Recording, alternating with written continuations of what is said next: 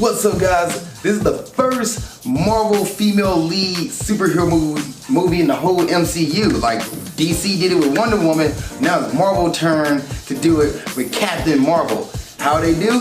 We'll find out today on the new episode of Movie Breakdowns.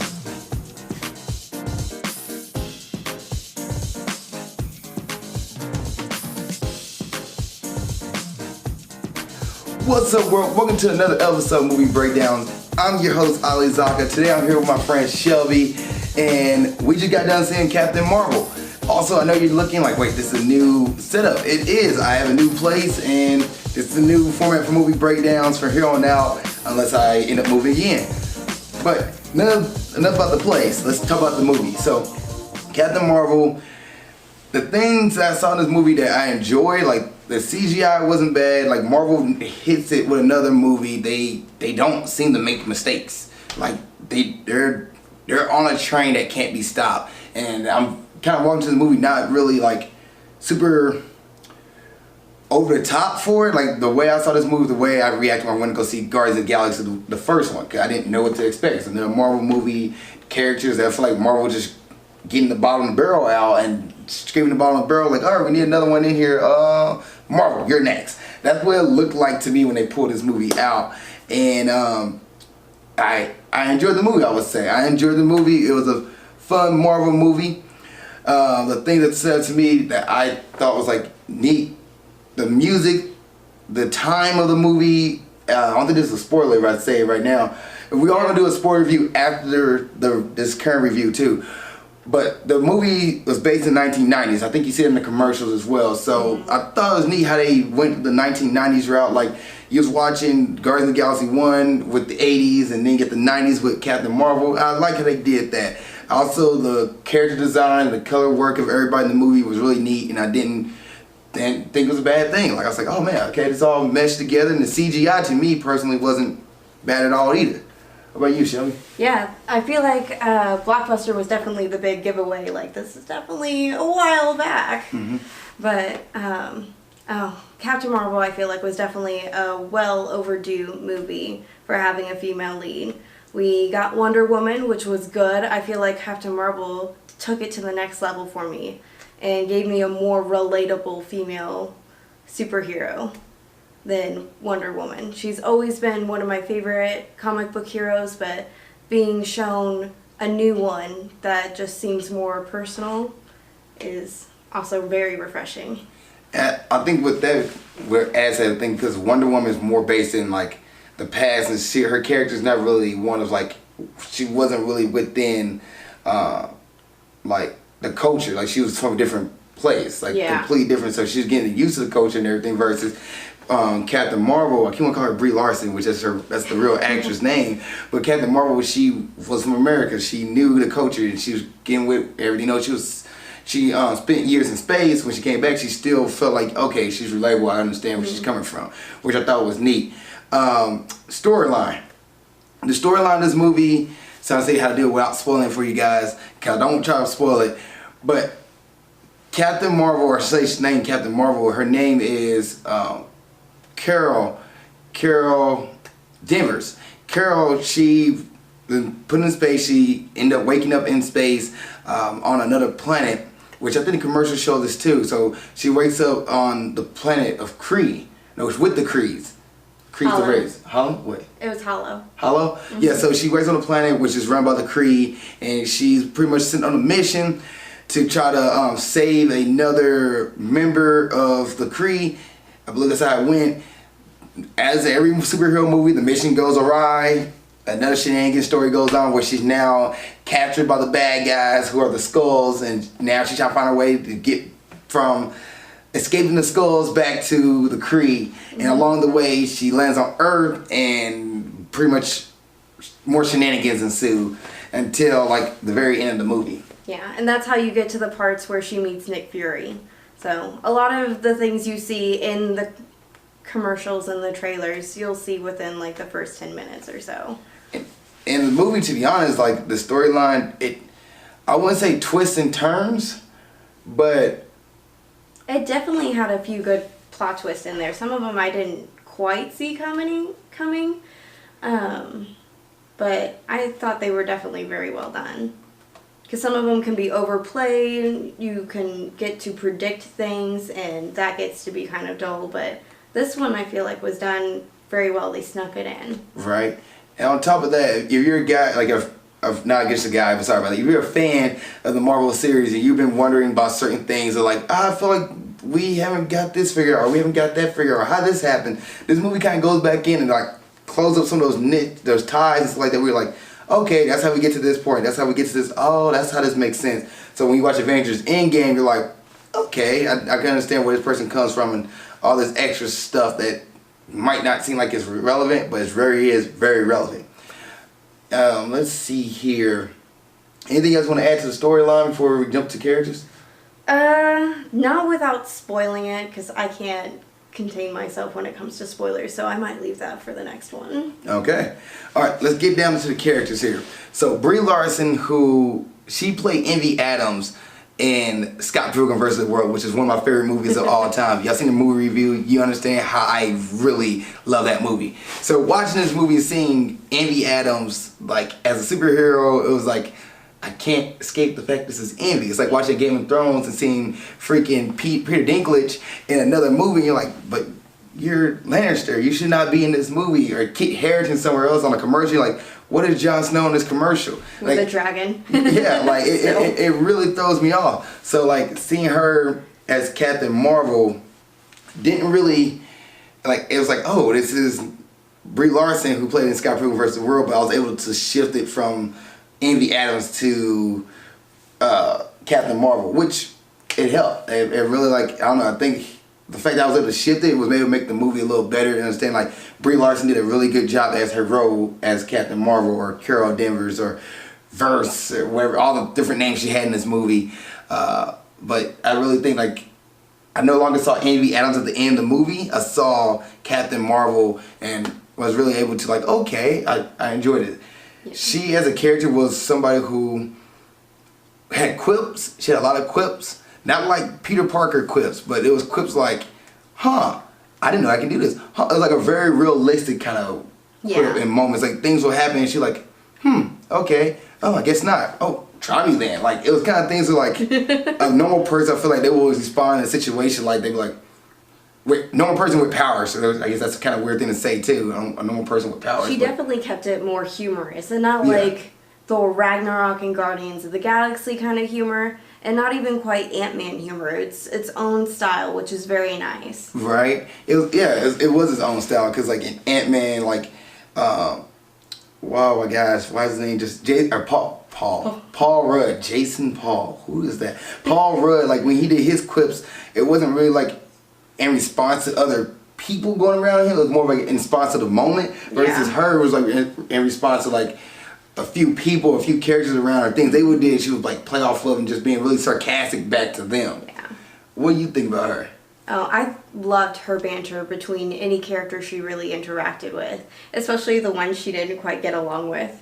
It really added to the scenes and just made it really enjoyable to watch. Like I was saying, it was definitely different from, like, as you were saying with Ant-Man, he would react to the situations, and then hers just furthered the dialogue, which was good. I loved the scene where you see her getting knocked down and all her past selves and her current self just standing back up. And that, I know that one's in a trailer, so that one's not a spoiler. But there's another scene that I really love about her character that I'll probably be able to get to next time. I guess in the following video, or the other half of the video.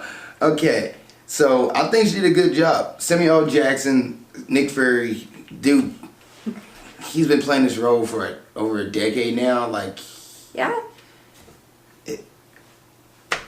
What more can you say about him? I mean, the fact that he transitioned into a 20-year younger version of himself flawlessly. I feel like there wasn't a whole lot of makeup they needed to do with him and all that. Right. But it worked really well. And I think they did a really good job with that, especially taking it back to the 90s. And Phil Coulson, too. Right. Just seeing their dynamic in the 90s is fun. And I'm not sure that's a a spoiler or not. Is it? Is it in the commercials? I mean, didn't watch they're any working together in S.H.I.E.L.D. Is it a spoiler? Yeah, but with Coulson, like he didn't really have a big role in this movie. I can't think of his name. Can't think of his name as the actor name, but he didn't have a really big role in this movie versus Nick Fury or Samuel L. Jackson played another. Like he was the B actor. He was the side character. I can't think of not the lead. Co-lead. Co-lead, yeah. He was the, I don't even say co-lead, just, what's the word I'm looking for? Because Brie Larson's the lead, and I can't think of the name right now, it just makes my mind. But he was the, not the is it co-lead? Co-star? Co-star? I feel like the co-star is like when they're both equally together, and I feel like she was just a little above him. Fair. But like he took a step back, like he didn't really hog the movie. Like Samuel L. Jackson has a moment where he can take over the movie, and he never really did that in this movie. I really felt like Samuel L. Jackson was overdoing it. I feel like he was, he was right for where he was, and he added to the movie. Another thing I want to say this before we move to the next character was the fact that Brie Larson or Captain Marvel didn't have a love interest in this movie. She didn't have a love interest. Anytime you see a superhero movie or a lead actress in a movie, she's always somehow seen to have a love interest or somebody she's attaching to and like fall in love with and something like that. And she didn't have that in this movie. She didn't have a love interest. She pretty much was her, and she had her issues, and she's trying to figure it out. And I love that. I love the fact that it was just no other person. She had like, I get my power from love, Wonder Woman. Get my power from love. And no, it was just like, I get my power from myself and within, that I keep getting back up and keep fighting. And I love that. I love that about this character. I love that about Larson. Love that about the whole actors and directors who were thought of that. And it's like nobody decided to put a love interest, because they really could have done a love interest between Samuel L. Jackson and Brie Larson. I'm glad they didn't do that. That would have been so weird. And then you would have had them together in the later timeline where he'd be older, and they didn't need to go there, and they didn't, which is so good. Right? Like, thank you. They just had a really great banter. They're going to have a great relationship when it comes to Endgame. Hopefully, if he's alive. I don't know what the turning to ash thing does, but... Alright, then we got Talos, who is the Skull. He is played by Ben Mendelsohn, who actually, Ben Mendelsohn, for the first time, was not he's more of an anti-hero in this movie. Most of the time he's a villain in the movie. In this movie he was an anti-hero, which threw me off, threw me for a loop. I was like, huh. Did he play him with the makeup too? Mm-hmm. Oh, he was honestly my favorite character. Like, even his quips in the movie was hilarious. Like things where like he points out people, he's like, come on man, really? And everybody's like, and then like somebody say something to me like, why would you think that? Like, it was just funny how he reacts to certain things and how he would say stuff. It was like, yes, okay, I enjoyed this. And then watching him in Star Wars Rogue One, every time I was watching the movie, I kept telling you, like, he's recognizable. Is he in the Marvel movies? Why do I recognize him? Then it hit me halfway through the movie, Rogue One, and he did a great job in Rogue One. He did a great job in this. You'll love Ben Mendelsohn in this movie. Jude Law is in this movie as young Rogue? Young Rock? Yeah, I'll let you say it. Jude Law's in the movie at that character. I don't know. He did good for his role, and I feel like I got, is it going to be full spoiler? I don't know how to say it. I really felt attached to his character in the beginning. But I liked him. I liked the team that she had. But of course, she's with the Kree in the beginning, and we all know how the Kree are. So. Right? Let me see here. Anybody else want to point out? Lashana Lynch. She plays Maria Rambeau. She is the best friend of Carol Danvers. I'll keep wanting to say Brie Larson every single time, and I'm not sure that's a bad thing or a good thing. Is it good that she did her job really well? That all I saw was Brie Larson. Is it bad that Marvel themselves did not escape the fact that I was like, okay, this is Captain Marvel. Like, this is Carol Danvers. I don't know. I'm not sure how I feel about that. Well, that in the beginning, she only goes by Vers, and then they reveal, which I believe is in a commercial somewhere, that it's Carol Devers. But if you're a fan of the comic books, you know that too. Like, so Yeah. that's not really a spoiler. I don't know. I just like she's a friend of Maria. I'll get back to what I mean about Brie Larson situation. But Lashana, to me, she looked like she's related to Don Cheadle. I'm not sure why I kept seeing that, but like that's what it felt like. Like she had his daughter or something, because she looked similar to him. But she did a great job too for the little bit of the movie that she played in. And she when she jumped in, she kind of like not took over, but she stuck around. She definitely helped. She wasn't helpless. She didn't just serve one purpose. She got in, she did her job, and she did more so. And I really hope that they do bring her back in for future Marvel movies. Either making a cameo or whatnot. Or if they draw in her daughter and like her daughter is in future movies as an older version, would be super cool. Right. Yes. Make her a superhero too. Make them all superheroes. Right. That would be pretty neat. I was just looking for the daughter in the movie, which she is. She could work for S.H.I.E.L.D. Akira Akbar. So Akira Akbar, hold on, that's not her. Yeah, I think that is. They don't have her. Okay, yeah, there it is. It's Maria. Oh, Maria Rambeau to Monica Rambeau. Wow, it's completely weird. Sorry about that, guys. So they just named the daughter Monica Rambeau, and Maria Rambeau is the mom, so Monica Rambeau. It really threw me off. Yeah, Akira Akbar, who for some reason I was hoping that she'd be the new Iron Man. Oh, yeah. Because I can't think of the Iron Man girl, the new Iron Man or Iron Woman or Iron Girl, whatever her name. I can't think of her name, but I wanted that to be her. I was like, oh, that'd be cool. And she became like Tony Stark's. Yeah. Who knows? Because the MCU is not. It is based off the comic books, but it's not 100% like the comic books. So they could, over time, make Monica, who likes to fly and wants to do stuff, and she said she wants to be a superhero. She wanted to build a spaceship. Yeah. Like, and that's not really a big spoiler or anything. That was just something from the movie. Yeah. But she did meet.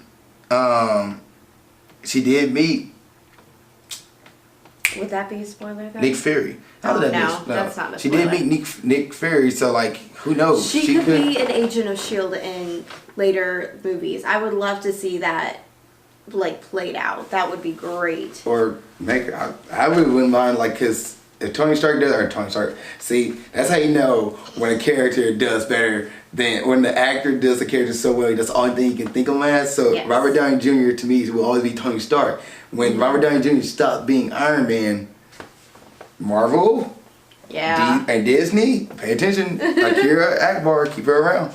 What a pretty cool name too. Okay, yeah, Agent Coulson earlier. His name is Clark Gregg, and just for some reason it blanked me. Clark Gregg. It never stuck with me, even through watching Agents of S.H.I.E.L.D. Like, I only know him as Coulson. So same thing with Tony Stark. I only know him as Agent Coulson. But Brie Larson to me was never Captain Marvel. She never was. I never watched Scott Pilgrim. Oh my god. I didn't watch that one, so I didn't really have that problem with Brie Larson. But I've also heard her name a lot before watching the movie, so it goes back and forth when I see her. Okay, great. Or I should say, is this a movie you should see in theaters or wait till it comes on DVD? The effects are really good, and you can go see them in theaters. But I also feel like it wasn't anything so immersive. You didn't spend a giant amount of time in outer space where they had to use a lot of those effects you'd want to see. So, like, there's a lot of scenes on Earth, those fight scenes, they're okay. I didn't have to see, I think it was Captain America Winter Soldier. A lot of that took place. The fight scenes were really good and in-depth, but I didn't need to go see that in 3D in theaters. I was really pumped at the time. But it wasn't necessary. So if you're not fully invested in it, you don't have to feel obligated to, but it was definitely a good movie to see. I'll say if you want to watch, you're a Marvel fan and love the MCU, I'd say you need to go see this movie just so you can understand what's about to happen in Endgame. But as somebody who just enjoyed the movies, if you want to go see the movie, this one you don't need to see in theaters. You can wait till it comes out on DVD and be perfectly happy with that. All right, grading time. Want me to go first or? Yeah, you go for it. Are you sure? Okay, so grading time. I'm gonna give Captain Marvel a solid C, or I guess C. It'd be that way. C. The reason why this movie, it didn't leave me leaving like overtime, like, oh my gosh, yeah, let's go. But also at the same time, I didn't walk away thinking this movie was a bad movie. This movie, like I said, was a fun Marvel movie to me. It's just like right there with Ant-Man and the Wasp, right there with pretty much like Iron Man. Well, I haven't rewatched Iron Man 1, so I need to go back and rewatch it to double check how I feel about that one now. But I don't remember much of it. I remember Iron Man 1, like, oh, I remember bits and pieces, so a C with that one. Like, they didn't do anything wrong in the movie. This movie was great. Marvel did not drop the ball, but to me, it was just an average Marvel movie. It was another origin tale, another movie where you saw the character and how they evolved and how they grew, took on a bunch of bad guys, and then kind of just, all right, see me in the next movie, guys. And that's how I felt about this movie. It did have some funny parts in it where I was laughing, and you laughed a lot too. However, everybody in the theater didn't laugh with this movie. Like, nobody else really laughed in this movie. Like, there was quips and things that was said and like reactions that I was like, that's pretty funny. Oh, I see it, I get it. And everybody else in the theater was like, quiet. And I was like, that's not good. People should be at least having a little chuckle, at least being immersed into it. When I watched Marvel's Avengers Infinity War. Not sure why I said it like that. When I watched Infinity War, people in the audience was laughing, clapping, smiling, cheesing, gasping. I remember seeing the movie twice, and the first time and second time the movie ended, the reaction people left when they walked out of the theater, like, okay. And yeah. And watching Same. Black Panther, I remember watching, everybody's clapping for certain scenes, everybody's laughing for certain scenes. Everybody's like, when he, what's his name, like, he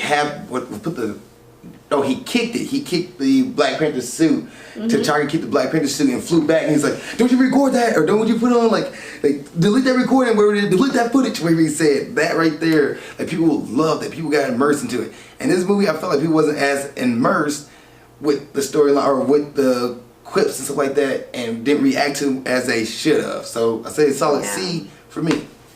I personally went with a B, because this movie did have me leaving with those moments, especially towards the ending where she's fighting the climactic fight of the movie, and you just see her kind of having fun with it. And if you're getting into that role as a superhero, you're just figuring out your powers and your abilities, you're unlocking that, and this is what you can do. And seeing that, it was intoxicating. I felt what she was feeling. It felt so good. It felt like so much fun just watching her have at it, just beating up the bad guys and just playing around with them too, because she was teasing them as she was beating them, and they would get in their hits and stuff, but ultimately it really didn't hurt her. It was good to watch. The ending is what really got me. There's a line in there, I don't really feel like it's a spoiler, but I'm looking for permission. But I was like, wait till you get to the spoiler review in a moment, so. But yeah, maybe I'll save it for then. It was good. She definitely had some things to say to people that, definitely hit home. So it was a B for me. Sounds good. Yeah. Alright guys, so that's it for the non-spoiler review of this movie breakdown. If you guys want to stick around, we'll talk about the spoilers in a moment. If not, see you guys next time on the next episode of Movie Breakdowns. Spoiler review section starting in now.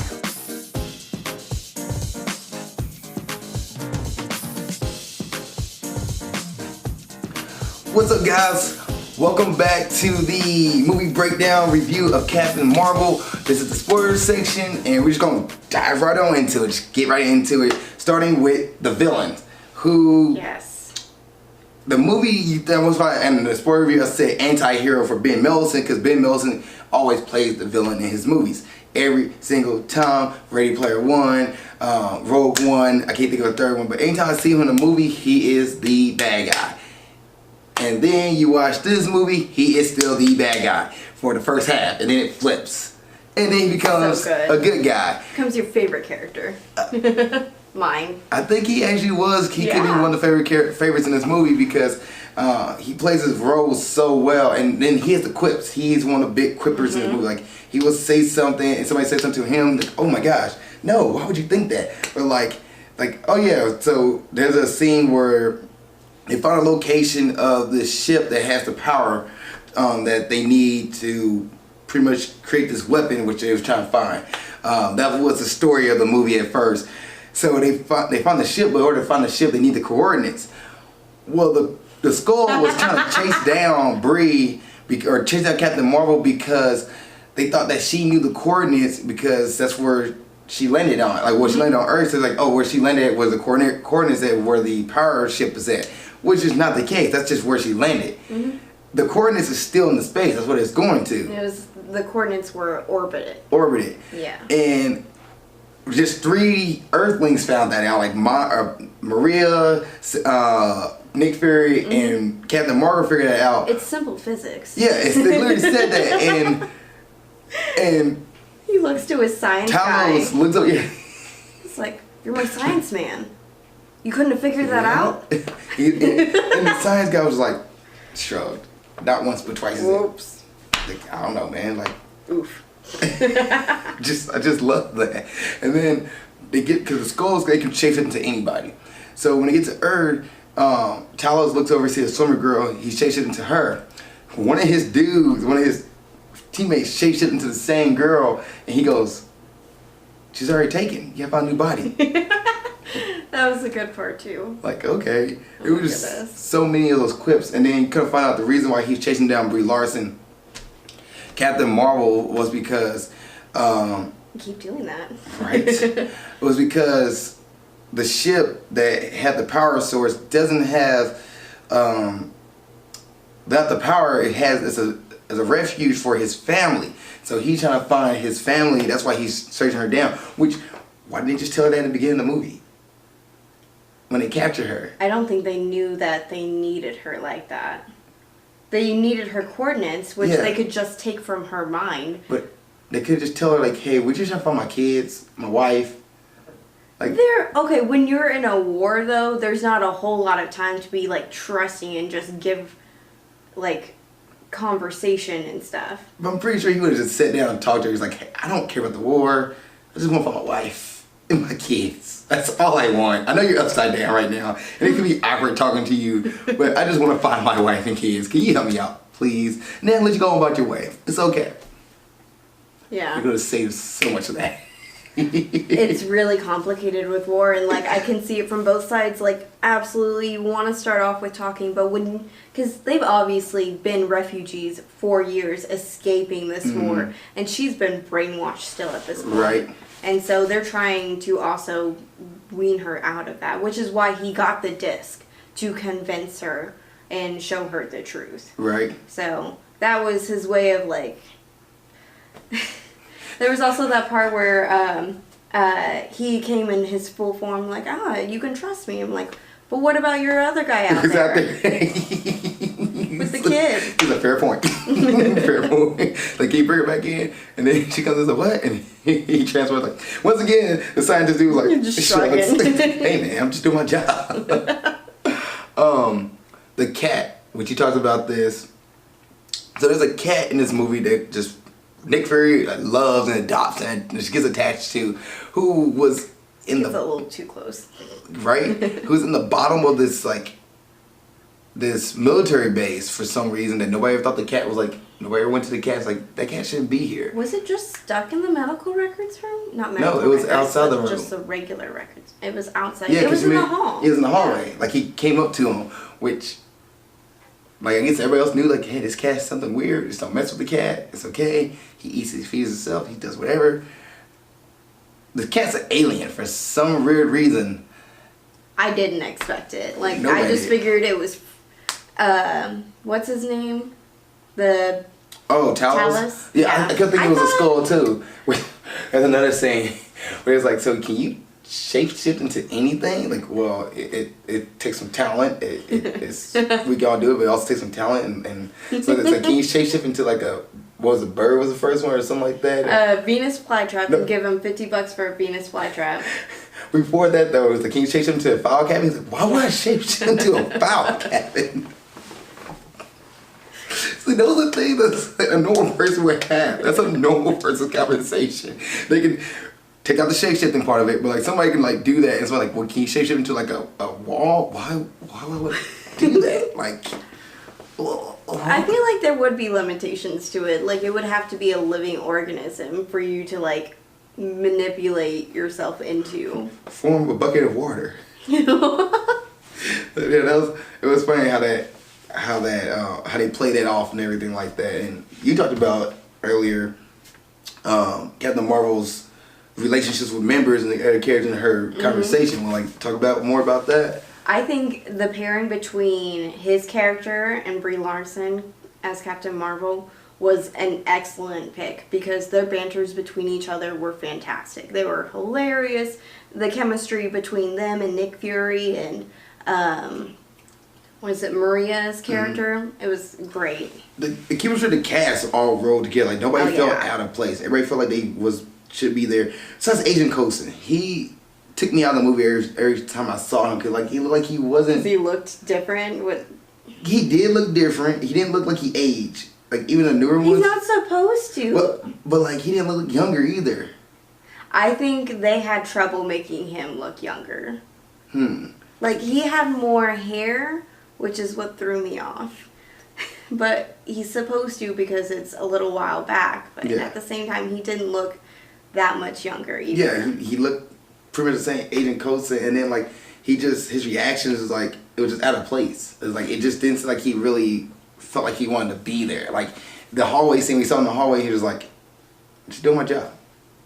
Well, I think he did have a fondness for Nick Fury because obviously they have a very strong relationship in all of their movies that they have together in the cinematic universe. And then they did touch on this was kind of the beginning of their relationship of working together. Yeah, he just started there, so he didn't hate the him new yet. guy. Give it time. Give it time.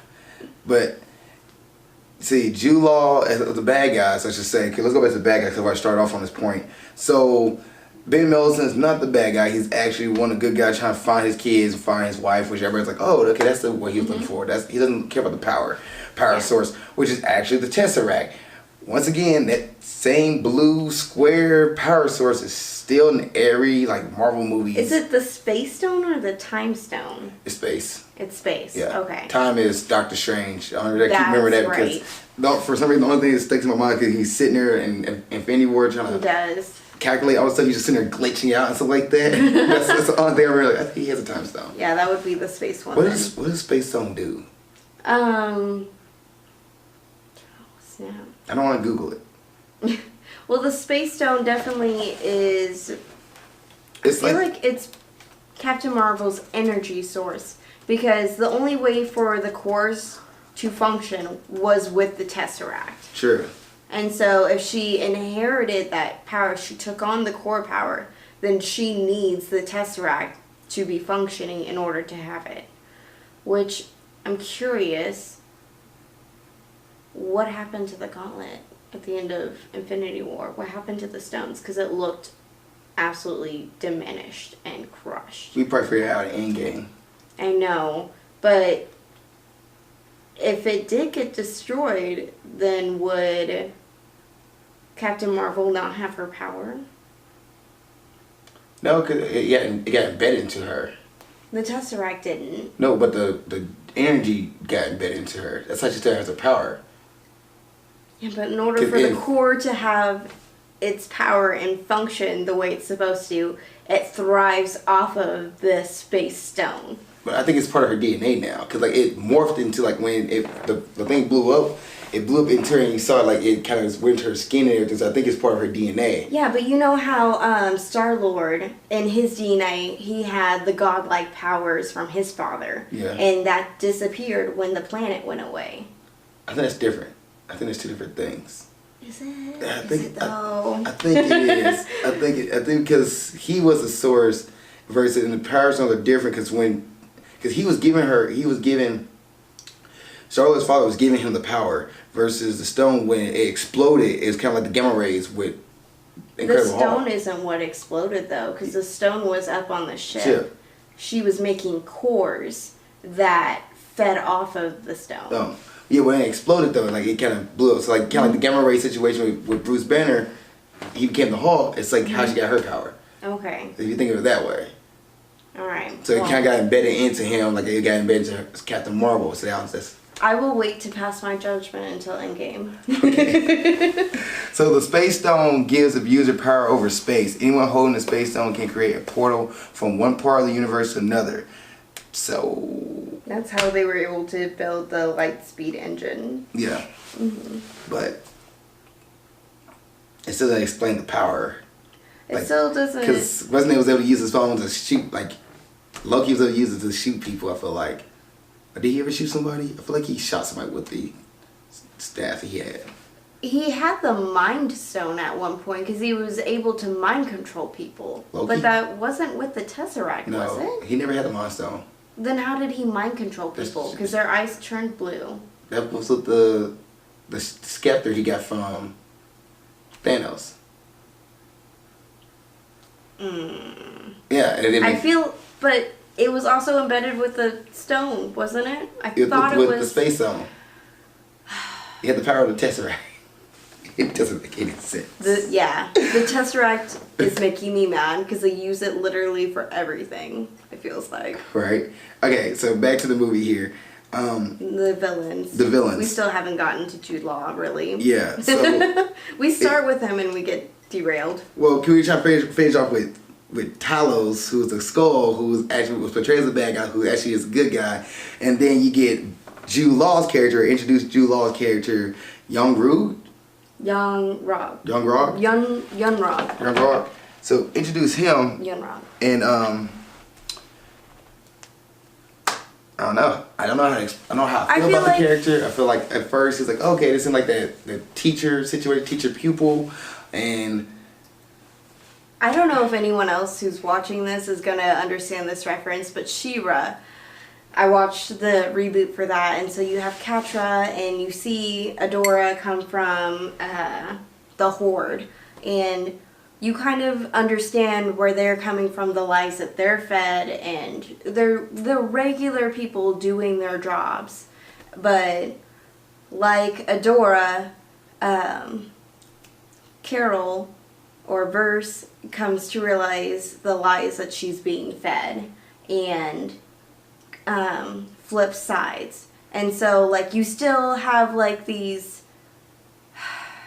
you still feel for these characters like Catra and Jude Law's character, Yon-Rogg, but they're obviously not on the good side.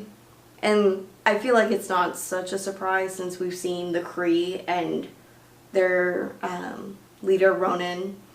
So we knew it was going to happen eventually. It's just hard to see it happen with the development they took with their relationship. speaking of which, Lee Pace, who plays Ronan, is in this movie. Yes. Once again, he's still a forgettable character.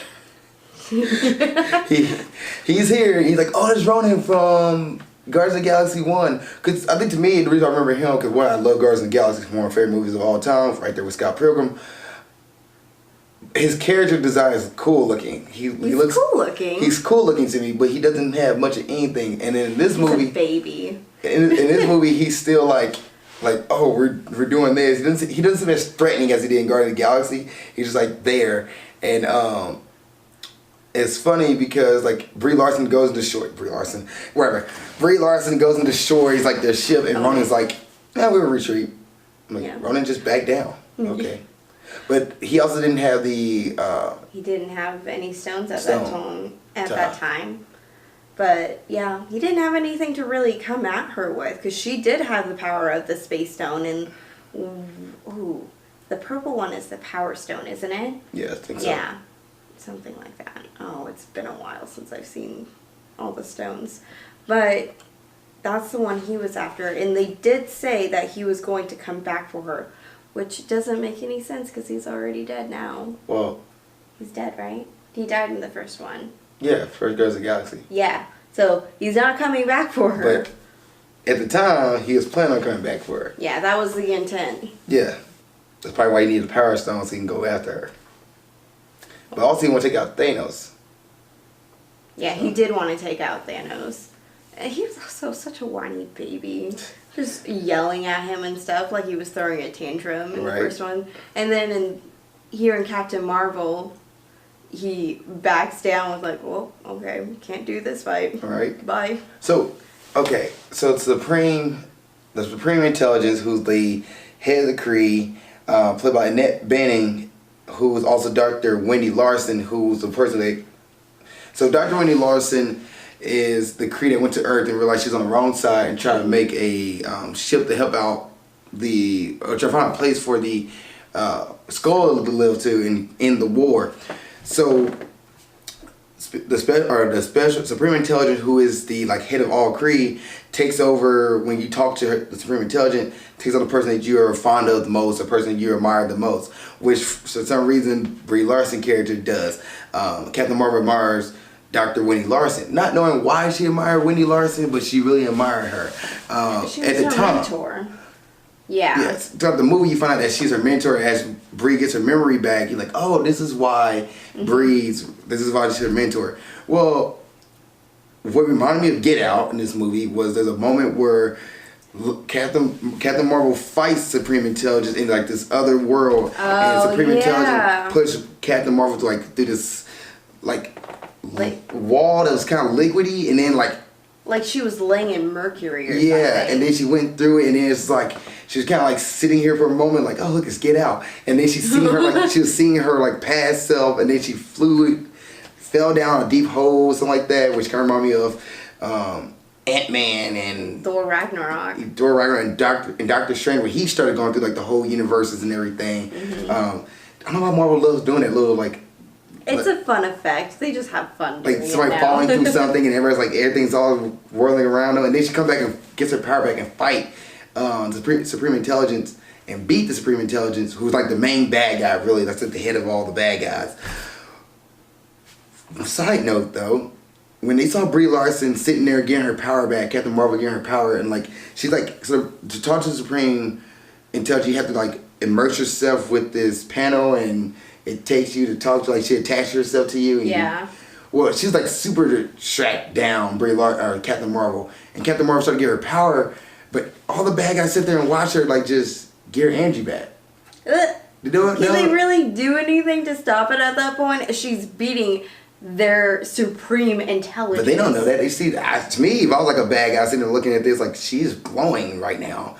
Her energy's going up. Now let's end this. I would have been let's see what happens. You would think more people would do that, but then it would be a much shorter movie. That's a cinema scene.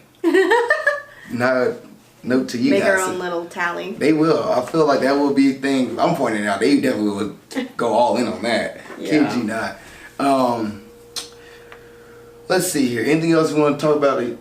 The scene you're gonna say a quote that Brie Larson said. Oh, yes. So in the beginning of the movie, you see Jude Law and Brie Larson sparring and stuff, and he's trying to get her to not use her powers in order to beat him. But she's been fighting the entire movie basically with one arm tied behind her back, not using her power to her fullest until the very end. And so when you think it's going to be this Wild West scene where who's going to draw it first. The music and everything, the music was great right there. It was in the desert, it was perfect for it. It was perfect. You're right. And I got the goosebumps they probably just end the movie right here. I was really thinking they just might end the movie right here, and I will be pleasantly happy and pleasantly shocked if they did. I'll let you continue. And then he just puts his gun away. No, I'm not going to do this. I'm not going to fight you like that. We're going to do this like we should, and we'll put our guns and our powers away. Show me. Prove to me that you can beat me. And she just, with her power. You called it. Yeah. In the theater, you literally say, he's going to shoot her. She's going to shoot him. Just shoot him. Just shoot him. And it proved my point. When she walked up to him and told him, I don't have to prove anything to you. And she doesn't. And that made me so happy. Yes. Thank you. Because that, And you see it throughout the movie too, where she's constantly being put down and told that she's not good enough. And she gets to a point where she is powerful and people are still questioning her. And she's like, I don't have anything to prove to you. I am perfectly capable. And she is, and it's so good. I love it. Yeah. Anything else from the movie that I guess spoilers? That was a big reason for my B rating on that. It was good. I'm trying to think of anything else that Spoilers, the cat. Do we want to explain the Tesseract? Because we got super confused when we first saw it. Okay. Because, yeah, I definitely got confused, like how, because when Howard Stark had it, it definitely made sense, but then we threw in another tidbit with Captain Marvel. Yeah, so the Tesseract, it threw us off at the end of the movie because I literally stopped at the end of the steps. I was walking out like, wait a minute, this doesn't make sense. The Tesseract, once again, just keeps returning. Like, I'm so tired of this stone. Heck, the freaking red, the red... Red Skull? Not Red Skull, the red, not Power Stone, which one is it? Oh, Reality Stone. The Reality Stone is on Earth right now, too. Like in the 90s right now, or the... No, it's currently on Earth right now because we got hidden. If you watch Thor, Thor Dark World, which is one of the worst Thor movies of all time. Actually, one of the worst Marvel movies. Probably one of the worst Marvel movies. Oh, but are we not going to acknowledge Iron Man 2, though? I enjoy Iron Man 3. I'm going to review those too, by the way. Iron Man 3 grinds my gears. But we'll get to those. Feels like on the bottom of the barrels when it comes to Marvel movies. Yeah. For me, Iron Man 3 is Thor Ragnarok, not Ragnarok. No, that's a good one. Dark World. Dark World. The Reality Stone is on Earth. It was hidden on Earth by I think Odin hid it. It's not his father hid it there, because that's how West End Falls is in London. Or that's where it got activated at. But because the Dark Elves was around years ago, it's like that.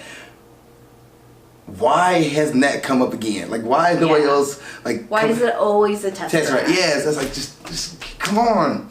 I understand Shield and Tesseract because I know Shield doesn't know about the Reality Stone and the liquid the liquid form it is, and then if that thing did activate, the Dark Elves would come alive and they would try to go to Earth, and that would cause a whole nother fiasco.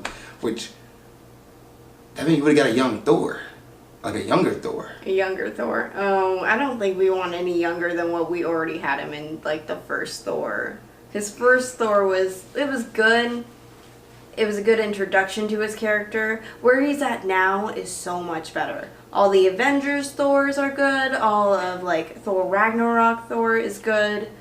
But, like... But just imagine that. 1990s Brie Larson, Captain Marvel meets Thor, young Thor. Then you get Loki, then gets Loki in front of Tesseract, and then there'll be...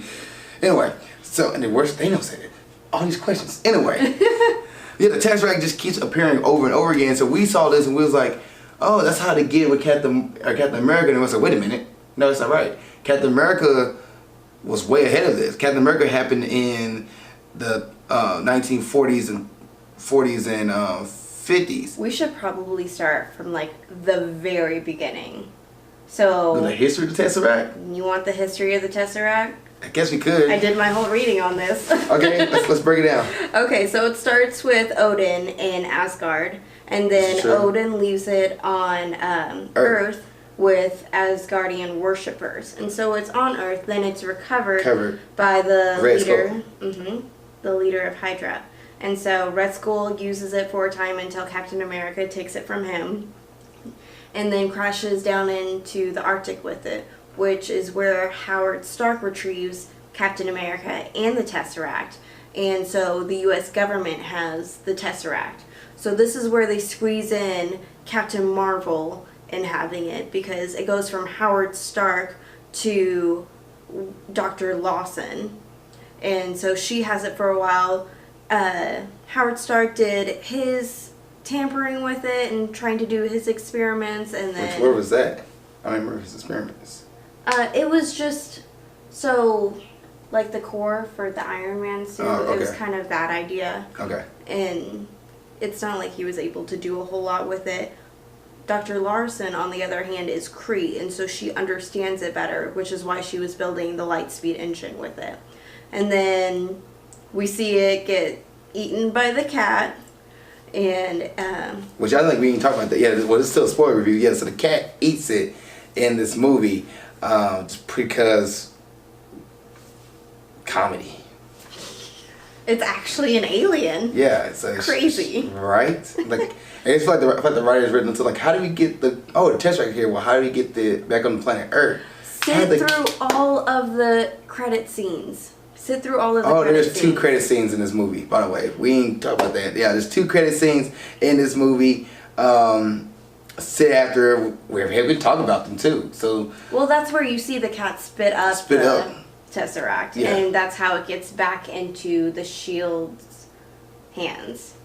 Which then from there gets stolen by Loki, who uses it to open up the portals for the Chitauri to come in and start the whole problems with Avengers 1. And then it gets put on Asgard.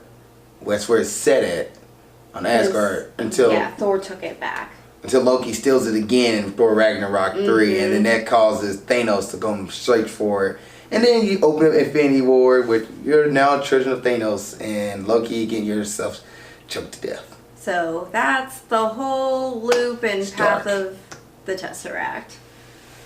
From beginning to end. Speaking of after credit scenes, the first after credit scene shows you Captain Marvel meeting the Avengers, or the current Avengers. So important. The end of Infinity War, Samuel Jackson, Nick Fury he clicks the pager, which is modern technology. Like where he said latest technology in the 90s, which makes me cheese so hard. But there's a Blockbuster in this movie too, guys. Blockbuster still exists. Long live Blockbuster. Anyway. Using a pager. Yeah. So Brie Larson, Captain Marvel, update the pager so we can reach her galaxies away, whichever she's at. So the Avengers somehow got the pager. Yeah, I guess they were tracking down Nick Fury and saw that he sent a message. And so, because it's a pager, she could only, upgrade it so far. And it had a limited battery life. They hooked it up and they kept rebooting it and sending out the signal, trying to reach her. It took a while, but it did. They got and her. It went blank. I was like, why is it going blank? We can't hook it up one more time. And when everyone's turning around, like Scarlett Johansson, Captain Marvel's like, where's Nick Fury? Yeah. And there you go. So now you got Endgame set up, which... It hurts my heart because you can definitely tell there was a fondness there for him, and so she's protective of him, and he's gone. Right. So. Now you got to think about is all these other powers, superheroes, like that. Mm-hmm. The whole Bruce Banner's still Bruce Banner. War Machine's still around. Is Ant-Man? Is he still? Ant-Man is still stuck in the quantum field. Okay. I want to the quantum realm. Yeah. Okay. Because the commercial keeps showing him in it, and I don't think he's there because you watch Ant-Man and Wasp. He comes back eventually somehow. Because you see him, in the trailer. And then somebody said the trailer, you watch the video, it's a footage, but the footage is old. It's an old footage. It's a time step on the video. You go back and watch it. It's old footage. And we're leading into Endgame now, guys, which comes out in May.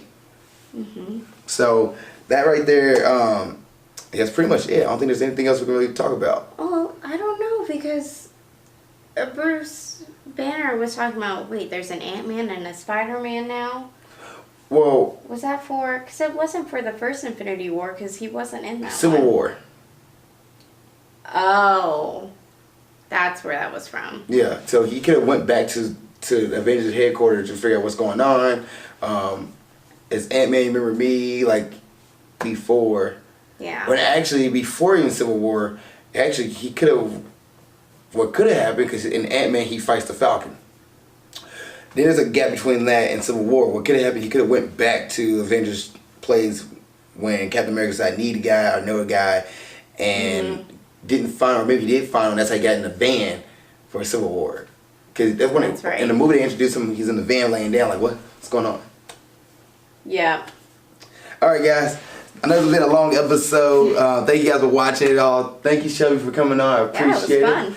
Thank you guys for watching this episode of Movie Breakdowns. Please like, share, subscribe, and put in the comments if there's a movie you want me to watch and review. I try to do the best I can to get to it. I know there's a British movie out there I still need to watch and review. I'm sorry I haven't got to it yet. And there's a few more coming. Now they got my new place set up.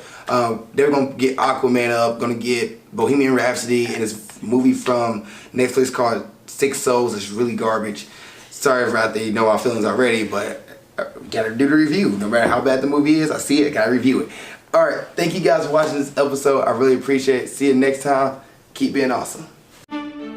Thank you guys for watching this episode. I really appreciate it. Please like, comment in the comment section below, and please subscribe for more episodes of Grind Towards Success, movie breakdowns, or whatever it is you're watching on my channel. I have different stuff from interviews to other movie reviews to wrestling reviews. If you're a wrestling fan, please subscribe if you want to see all that and see what's going on.